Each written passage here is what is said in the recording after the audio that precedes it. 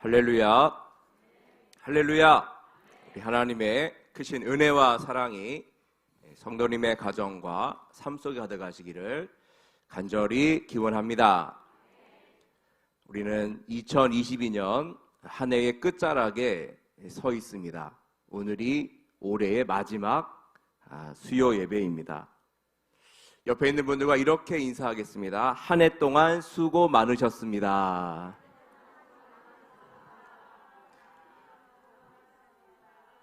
모든 것이 하나님의 은혜입니다. 아멘. 한 해 동안 수고 많으셨고요. 모든 것이 하나님의 은혜인 줄로 믿습니다. 수요 예배를 지켜주신 모든 분들께 감사를 드리고요. 하나님의 크신 복과 은혜가 가득하시기를 간절히 기원합니다. 요한복음을 읽다 보면 이해가 잘 되지 않는 장면이 나옵니다. 요한복음 20장은 예수님의 부활을 다루고 있습니다. 예수님이 안식 후 첫날에 다시 살아나시죠. 여인들이 빈 무덤을 발견합니다. 그리고 이후 부활하신 예수님은 막달라 마리아를 만나고요. 그리고 제자들에게 나타나십니다. 너희들에게 평강이 있을지어다 하시면서 손과 옆구리를 보여주시죠. 그때 없었던 도마는 나 보기 전에는 못 믿겠어 그러거든요. 그러니까 또 예수님께서 여드레 지나서 의심하는 도마에게 나타나셔서요, 내 손가락을 이리 내밀어 내 손을 보고 내 손을 내밀어 내 옆구리에 넣어보라. 그리하여 믿음 없는 자가 되지 말고 믿는 자가 되라. 그렇게 말씀하셨죠. 도마에게 확신까지 주셨습니다. 자, 지금 분위기가 어떻습니까? 예수님이 부활하셨죠? 봤죠? 만져봤죠? 확실하게 다 확인했습니다. 자, 그 다음에 어떻게 될까요? 그 다음에는 분위기가 이렇게 막 올라가고 있으니까 제자들이 예수님께서 부활하셨습니다 하면서 밖에 나가서 외치고, 내가 봤습니다, 내가 옆구리에 손도 넣어보고 다 해봤습니다, 확실합니다 하면서 의기양양 하면서요, 힘차게 예수님의 부활을 전해야 돼요. 그렇죠? 분위기상 그렇지 않습니까? 그런데 21장을 보면 분위기가 완전히 다릅니다. 21장을 보면 베드로와 7 제자가 디베랴 바닷가로 가요. 디베랴 바닷가로. 예수님 복음 전하러 간 게 아니라, 부활 전하러 간 게 아니라 물고기 잡으러 갔다니까요. 요한복음 21장 3절 말씀 보시면요, 이렇게 되어 있습니다. 시몬 베드로가 나는 물고기 잡으러 가노라 하니 그들이 우리도 함께 가겠다 하고 나가서 배에 올랐으나 그날 밤에 아무것도 잡지 못하였더니. 아멘. 주님의 부활을 전하고 주님의 살아나심을 전파해야 할 제자들이 지금 어디 있습니까? 디베랴 바닷가, 갈릴리 호수, 예전에 자기들 직장이죠. 어부였으니까 자기들이 물고기 잡았던 그곳으로 다시 돌아가서 딴짓하고 있는 거예요. 물고기나 잡자 이렇게 하면서 밤새도록 그물을 던진 것입니다. 그들은 왜 그랬을까요? 부활을 목격했는데, 예수님이 살아나신 것을 봤는데 왜 그들은 이렇게 고향으로 돌아와서 물고기를 잡고 있었던 걸까요? 제가 내린 결론은 이것입니다. 낙심이에요. 낙심. 마음이 무너졌던 것이죠. 예수님께서 붙잡혀 가셨을 때 제자들은요, 다 예수님을 버리고 도망갔죠. 그런 말 했습니다. 제자들이 내가 죽을지언정 주를 부인하지 않겠나이다.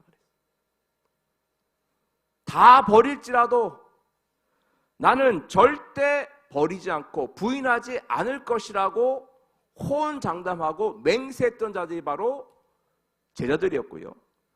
가장 앞장서서 호언장담했던 사람이 바로 베드로였던 거예요.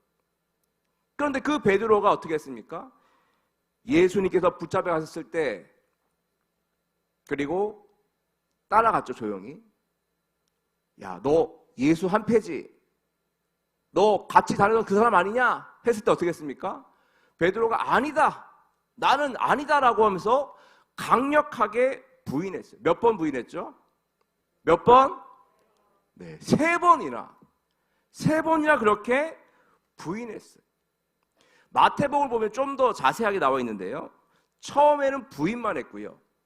2번째는 맹세하고 부인합니다. 마태복음에는. 처음에는 그냥 부인했는데 2번째는 맹세하고 부인하고 3번째는 저주하며 맹세하며 부인했어요. 누구를 저주했다고요? 예수님을 자기의 스승이시며 하나님의 아들이신 그리스도이신 예수님을 저주하며 맹세하며 부인한 사람이 바로 베드로였던 거예요. 자기가 저지른 죄, 자기가 했던 배신, 배반을 가장 잘 알고 있는 사람이 누굽니까? 누가 제일 잘 알고 있죠? 네. 자기가 가장 잘 알잖아요. 그죠? 베드로가 또 제자들이 가장 잘 안 것입니다. 그러니까 마음이 무너지고 낙심이 된 거죠. 나는 배반자야. 나는 예수님을 저주한 사람이야. 나는 예수님을 3번이나 부인했던 그런 사람이야. 나는 예수님의 제자라고 할 수가 없다. 나는 예수의 부활을 전할 자격이 없는 자다. 나는 제자로서 빵점이다. 나는 이제 더 이상 사역을 할 수 없다. 이제 끝이다. 나의 사역은 끝났다. 더 할 수 없다. 그렇게 생각하고 베드로가 또 제자들이 자기의 고향으로 디베랴 바닷가로 되돌아갔던 거예요. 마음이 무너지니까 그렇게 했던 것이죠. 오늘 본문에 나오는 예레미야 선지자 역시 똑같이 마음이 무너졌습니다. 자, 오늘 본문 예레미야 애가 3장 19절 그 앞에 17절부터 보실까요? 17절부터 20절까지 읽겠습니다. 시작. 주께서 내 심령이 평강에서 멀리 떠나게 하시니 내가 복을 내어버렸으며 스스로 이르기를 나의 힘과 여호와께 대한 내 소망이 끊어졌다 하였도다. 내 고초와 재난 곧 쑥과 담즙을 기억하소서. 내 마음이 그것을 기억하고 내가 낙심이 되오나. 아멘. 똑같죠? 예레미야 선지자 역시 지금 어떻습니까? 낙심이 되었다 그랬어요. 낙심이 되었다. 마음이 무너졌다는 거예요. 왜 무너졌죠? 왜 무너졌냐면 왜 예레미야 선지자가 애가 슬픈 노래를 불렸나 하면요. 나라가 완전히 망했기 때문입니다. 예레미야 애가 1장 1절부터 2절 제가 읽어드리겠습니다. 슬프다 이 성이여 전에는 사람들이 많더니 이제는 어찌 그리 적막하게 앉았는고. 전에는 열국 중에 크던 자가 이제는 과부같이 되었고 전에는 열방 중에 공우되었던 자가 이제는 강제 노동을 하는 자가 되었도다. 밤에는 슬피 우니 눈물이 뺨에 흐름이여 사랑하는 자들 중에 그에게 위로하는 자가 없고 친구들도 다 배반하여 원수들이 되었도다. 아멘. 지금 예레미야 선지자가 왜 울고 있죠? 왜 슬픈 노래를 부르고 있죠? 왜 마음이 무너졌습니까? 나라가 완전히 망해버린 거예요. 기원전 587년 남유다는 바벨론에게 멸망을 당합니다. 예루살렘은 초토화가 돼버려요. 성전은 솔로몬이 세웠던 솔로몬 성전은 완전히 불타버렸습니다. 형체도 없이 사라져버렸어요. 많은 사람들이 고향을 떠나 바벨론으로 포로로 끌려갔어요. 그러니까 마음이 무너졌던 거예요. 연세가 있으신 분들은 6.25 전쟁 이후를 기억하신 분도 있으실 겁니다. 그렇죠? 그때를 생각하시면 돼요. 전쟁 이후에 모든 것이 다 파괴되고 초토화되고 아무것도 없는 그때 그 상황이 바로 예레미야 선지자가 맞았던 현실이었던 것입니다. 전쟁으로 모든 것이 파괴되어 망해버린 나라, 비참한 현실 속에서 예레미야 선지자는 눈물을 흘렸고 애통해하며 아파했던 것입니다. 나라가 망했어. 성전도 무너졌어. 백성들도 다 바벨론 포로로 끌려갔어. 이제 우리는 끝이야. 끝났다. 망했다. 하면서 애통해하면서 낙심하고 있었는데요. 그 낙심 중에 놀라운 반전의 역사가 일어납니다. 놀라운 반전. 21절 말씀 같이 읽도록 하겠습니다. 시작. 이것을 내가 내 마음에 담아두었더니 그것이 오히려 나의 소망이 되었사옴은. 아멘. 처음에는 슬펐어요. 울었어요. 낙심했어요. 포기했어요. 끝이라고 생각했어요. 그런데 그 상황 속에서 조금씩 소망이 생겼습니다. 아니, 어떻게 이런 일이 생길 수 있을까요? 분명히 절망하고 있었는데, 울고 있었는데 어떻게 그에게 소망이 생길 수 있었을까요? 바로 그 절망의 순간에, 낙심의 순간에, 포기의 순간에 예레미야 선지자는 하나님을 바라보았던 것입니다. 누구를 바라봤다고요? 하나님. 살아계신 하나님, 역사하신 하나님, 회복의 하나님을 바라본 것이죠. 22절부터 23절 말씀 같이 읽겠습니다. 시작. 여호와의 인자와 긍휼이 무궁하심으로 우리가 진멸되지 아니함이니이다. 이것들이 아침마다 새로우니 주의 성실하심이 크시도소이다. 아멘. 그 절망의 순간에 예레미야는 하나님을 발견합니다. 인자와 긍휼, 사랑과 자비가 한이 없으신 그 하나님을 만난 게, 신실하신 하나님, 성실하신 하나님, 역전의 하나님, 회복의 하나님을 만난 것이죠. 처음에는 이제 다 끝났다, 망했다 이렇게 생각했는데요, 하나님을 바라보고 하나님을 만나게 되니까 소망이 생기고 희망이 생긴 것이죠. 하나님은 우리를 영원히 버리시는 것은 아닐 거야.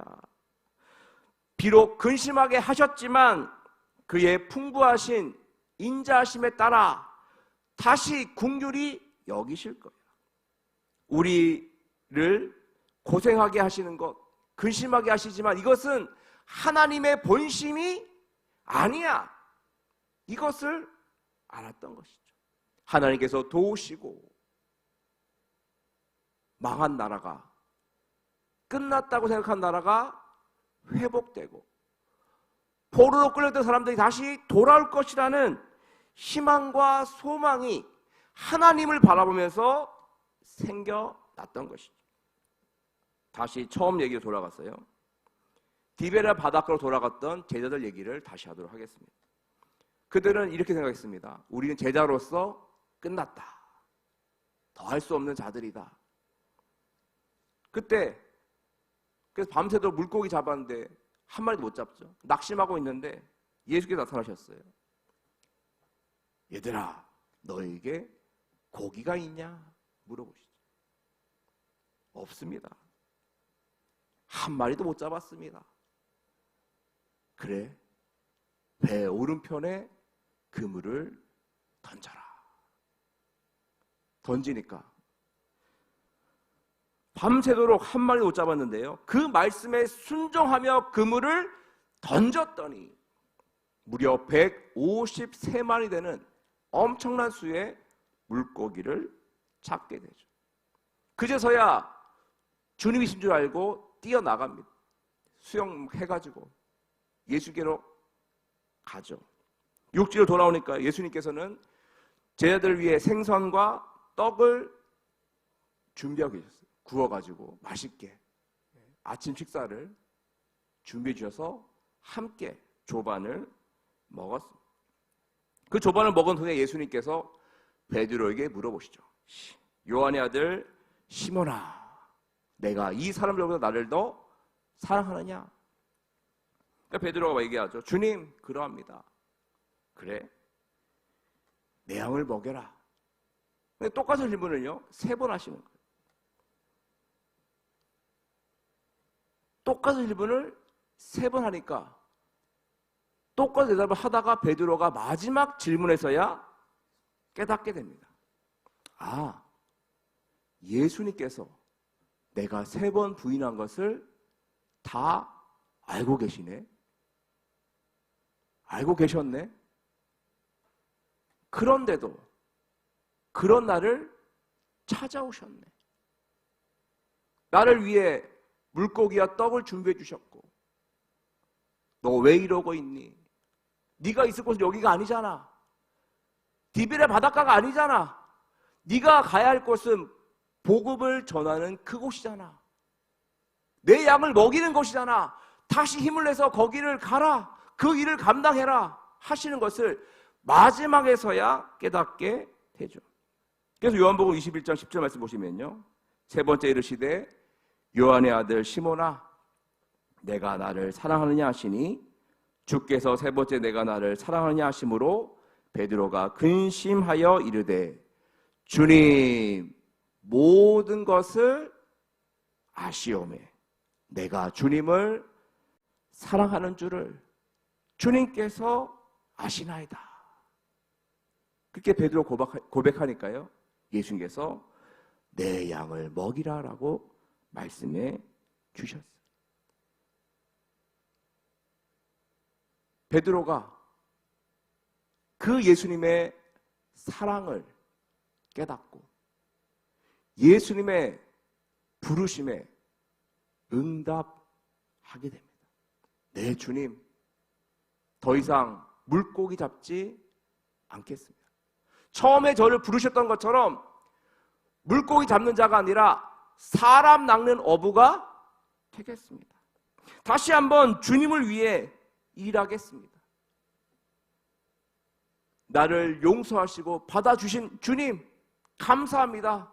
제가 다시 한번 주님의 그 일을 감당하도록 하겠습니다. 다짐했고요. 베드로는요, 그 이후로는 순교할 때까지, 그죠? 거꾸로 십자가에 매달려 죽을 때까지 그는 주의 복음을 전파하며 주의 일을 감당했던 것입니다. 끝이라고 생각했는데 그 순간 주님을 만나고 주님의 위로와 주님의 도우심을, 용서하심을 깨닫고 다시 한번 주님의 길을 가게 되었던 것입니다. 저도 좀 아팠던 기억이 있습니다. 11년 정도 목회 활동을 하다가 1년 정도 목회를 쉰 적이 있습니다. 안식년은 아니고요. 안식년은 아니고 그렇다고 논 것도 아니고 목회 현장을 떠나서 사회생활을 좀 했습니다. 제가 이래봬도 직장 생활을 한 목사입니다. 직장 생활 경험이 있는 네, 제가 그래서 좀 압니다. 사회생활 해봐서 직장생활 해보니까 아유 만만치 않대요. 돈 버는 게 엄청 힘들고 돈 벌면서 사회생활 하면서 신앙생활 하는 게 엄청 힘들고 또 그 어려운 가운데서 헌금을 드리는 게 얼마나 힘든지 제가 1년 정도 사회생활 하면서 그때 경험을 해봤습니다. 그때 제가 사회복지사 활동하면서 이런 생각했습니다. 아, 이제 나는 목회자로서 목회는 끝인가 보다. 끝났나 보다. 그런 생각을 했습니다. 그때 이런 생각했어요. 아니 뭐 목회를 하든 사회복지사로 뭐 직장생활을 하든 뭐 어차피 주님을 위해 살면 되는 거 아니냐? 영광이 살면 되는 거 아니냐? 그렇게 생각하면서 살았어요. 그런데 그 1년 동안 기쁨이 없었어요. 기쁨도 없고 힘들기만 하고 분명 월급도 더 많아졌고 집도 좀 넓었거든요. 그때는 더 예전 선택보다 더 넓었는데 의욕도 없고 기쁨도 없고 그렇게 시간을 보냈는데 어느 날 주님을 만난 거죠. 주님이 물어보시더라고요. 너 다시 목회할래? 그냥 사회생활 할래? 주님, 목회를 하겠습니다. 주님 맡기신 사명을 감당하겠습니다. 양을 돌보겠습니다. 그랬더니 주님께서 저를 다시 교회로, 목회 현장으로 돌려보내셔서 이렇게 우리 오성교회 성도님도 만나게 되었고 설교도 할 수 있게 되었고 네, 예배를 드릴 수 있게 되었습니다. 끝이라고 생각했는데 그때 하나님을 만났고 하나님께서 다시 한번 은혜를 주셨고 길을 인도해 주셨습니다. 분명히 살다 보면 끝이라고 생각할 때가 있을 것입니다. 그죠? 아이 끝났다. 더 이상 안 돼. 어려워. 힘들어. 그때 낙심하고 절망이 될 것입니다. 근데 그때 주님을 만나시길 바랍니다. 주님께서 찾아오셔요. 찾아오셔서 위로하시고 공급하시고 토닥여 주시고 다시 일으켜 주시고 새 힘을 주실 줄로 믿습니다. 우리말에 끄트머리라는 말이 있죠. 끄트머리. 끄트머리. 무슨 뜻입니까? 끝과 머리가 끄트머리. 끝은 끝이 아니라 다시 시작이 된다는 그런 말입니다. 새로운 출발점이 된다는 말입니다. 끝이라고 생각할 때 주님을 만나시고 주님과 함께 새롭게 출발하시기를 바랍니다. 아침마다 새로운 주님의 은혜가 성실하신 은혜가 같이 할 것이고요. 주님이 도우셔서 놀라운 은혜와 복과 하나님의 역사하심을 경험하고 체험하게 될 줄로 믿습니다. 그러나 우리 모두가 되기를 주님으로 간절히 축원드립니다. 기도하겠습니다. 주님, 끝이라고 생각될 때가 있습니다. 끝은 새로운 시작인 줄로 믿습니다. 주님을 만나고 주님의 위로하심을, 주님의 공급하심을 만나면 다시 새롭게 출발하게 될 줄로 믿습니다. 주님, 새롭게 출발하는 우리 되게 하여 주시옵소서. 주님과 함께 다시 한번 비전을 가지고 꿈을 가지고 나아가는 우리가 되기를 원하오니 주님 함께하여 주시옵소서. 예수님의 이름으로 기도하옵나이다. 아멘. 다 함께 선한 능력으로 함께 찬양하겠습니다.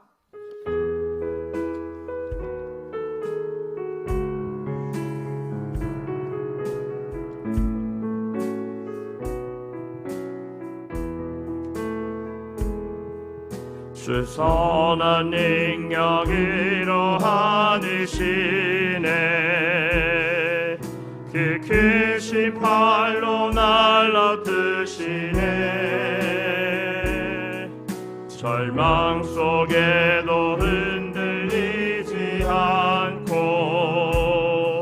사랑하는 주 얼굴 구하리. 선한 능력으로 일어서리. 주만을 지하리. 믿음으로 우리 고대하네. 주 오실 그날 영광의 새날을 맞이하리. 손을 들고 전하겠습니다. 이전의 괴로움, 이전의 괴로움 날 애워싸고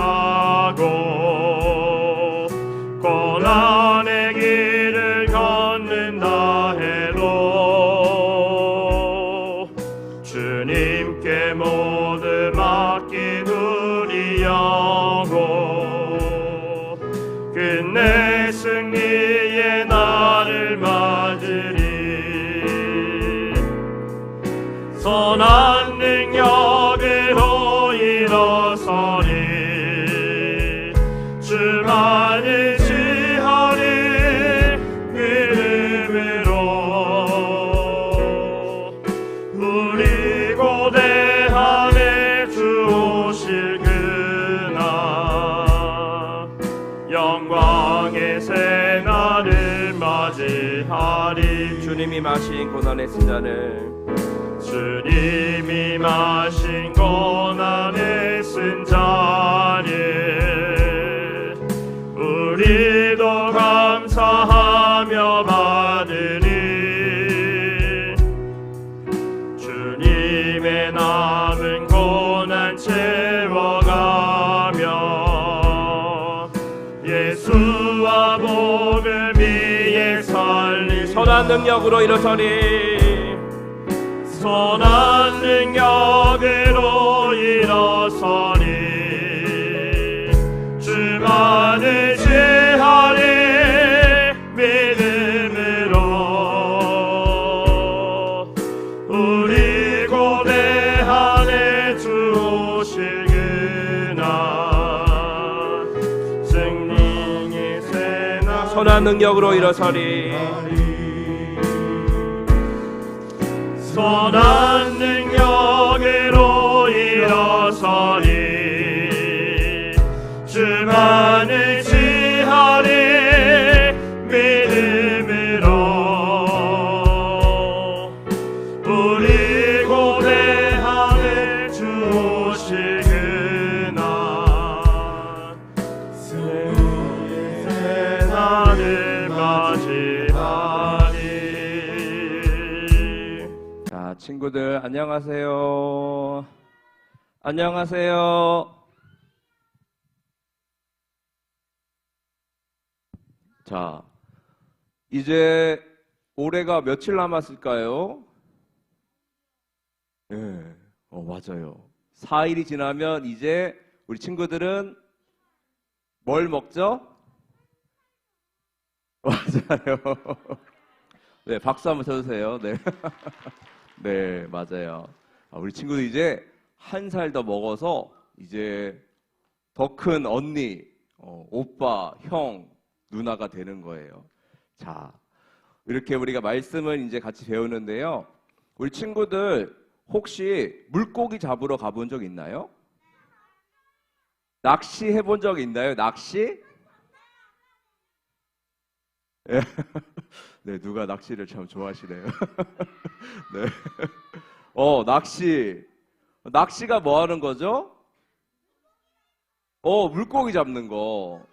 물고기 잡는 거예요. 물고기 잡는 거. 네. 상어를 잡고 싶군요. 자, 우리 친구들 그런데 직업적으로 가끔씩 가는 게 아니라 직업적으로 물고기 잡는 사람은 누구라고 하는 줄 알아요? 그 직업을 뭐라고 하게요? 어부 맞아요. 어부. 물고기를 잡는 걸 직업으로 하는 사람이 어부야, 어부. 예수님의 제자들 중에서 어부가 많았을까, 적었을까? 많았죠. 맞아요. 많았어요. 그래서 어느 날 제자들이 물고기를 잡으러 갔대요. 물고기를 잡으러 가서 예수 제자들이 복음을 전해야 되는데 그거 안 하고 저 갈릴리 바닷가에 가서 야, 물고기들을 잡자, 물고기를 잡아야지 하면서 그물을 막 던졌어. 그물을 밤새도록, 아침부터 저녁 밤새도록 그물 던졌는데 물고기를 잡았을까요? 못 잡았을까요?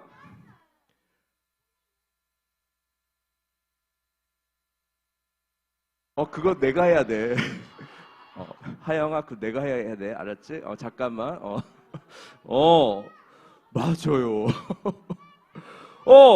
밤새도록 그물 던졌는데 한 마리도 못 잡은 거야. 그래가지고 슬퍼서 아이고 어떻게 하고 있는데 예수님께서 배 어디 쪽?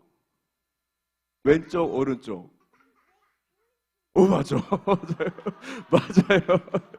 네. 배 오른쪽에 그물을 던져라 그랬더니 그래서 제자들이 오른쪽에 그물을 던졌어요. 어떻게 됐을까?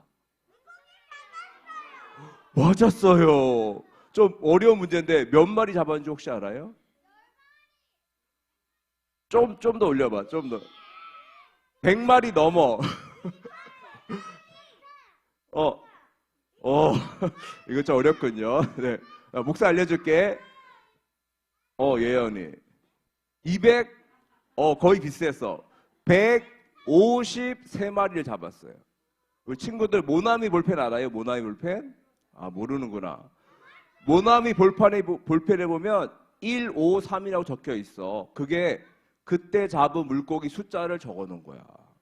자, 그래서 기뻐해서 와, 예수님이다 하고 갔더니 예수님께서 와서 먹어라 하면서 와다다다 와가지고 떡과 물고기를 준비해 주셨어요. 그래서 제자들이 그거를 먹고 어떻게 되었을까? 힘이 났을까요? 안 났을까요? 힘이 났단 말이야. 자, 오늘 목사님이 무엇을 얘기하고 싶은가 하면요, 예수님은 어떤 분이실까요? 예수님은 우리가 힘들어하고 있을 때, 혼자 있을 때 어떻게 하실까요? 찾아오셔서 도와주시고 위로해 주시고 떡과 물고기를 주셔서 먹게 하시고 배부르게 하시고, 그리고 제일 중요한 게 있어. 예수님께서 주시는 하늘의 양식이 있다? 그게 뭘까요? 하늘의 양식이 뭘까요? 우리가 매주일마다 먹는 거 있잖아. 매주일마다. 하나님의 말씀. 맞아요. 말씀이야. 이건 바로 주님께서 주시는 하늘의 떡, 하늘의 양식, 생명의 양식인 거예요. 우리 친구들 내년도에도 말씀을 잘 먹어서 믿음이 쑥쑥 커지고 믿음이 자라는 그런 우리 친구들 되었으면 좋겠습니다. 알겠죠? 자, 두 손 모으고 기도하겠습니다. 그렇습니다. 예수님은 우리가 홀로 있을 때, 외로울 때, 힘들어할 때 찾아오셔서 위로해 주시고 도와주시고 물고기와 떡을 주시는 주님이십니다. 하늘의 양식, 생명의 양식을 우리 친구들에게 내려주셔서 우리 아이들이 믿음으로 쑥쑥 자랄 수 있도록 인도해 주세요. 예수님의 이름으로 기도합니다. 아멘. 자, 일어서세요. 차렷, 인사, 감사합니다.